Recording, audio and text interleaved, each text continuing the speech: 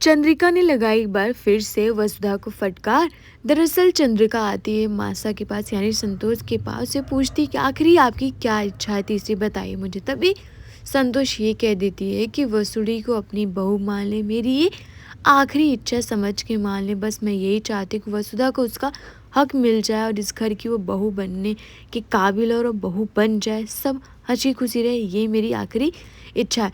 ये सुनते चंद्रिका को शौक लग जाता है और वो उसे समझने करे तो क्या करे।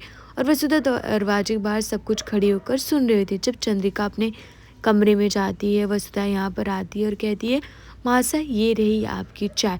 अब ये सुनते चंद्रिका भड़क जाती है और ये कह देती है कि तुम्हारी हिम्मत कैसी और किसने कहा तुम मुझे मासा कहो, और मैं जीते जीते तुम्हें अपनी बहू कभी नहीं स्वीकार करूंगी, चाहे कुछ भी क्यों ना हो जाए। ये सुनकर वसुधा को हर्ट तो होता है, लेकिन वसुधा करे तो क्या करे।